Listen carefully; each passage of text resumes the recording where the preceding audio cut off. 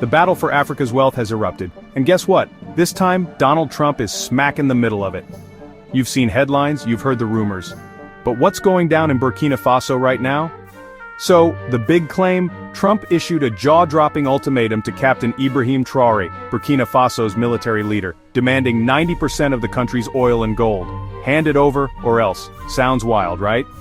But, did it actually happen? Here's what I found.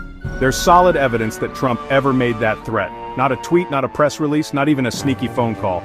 The story just doesn't check out. But let's be real, they're pressure. The Trump administration did put Burkina Faso on notice this year, threatening a travel ban unless they fix security issues. No mention of gold or oil, but the message was crystal clear: play by our rules or pay the price.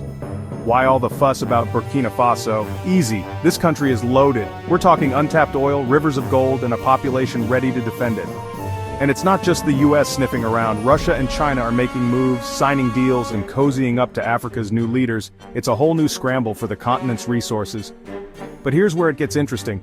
Captain Traoré and his friends in Mali and Niger, they're pushing back. Hard. No more looting, no more bullying. Africa's resources are for Africans, period. That's their message. And honestly, it's about time.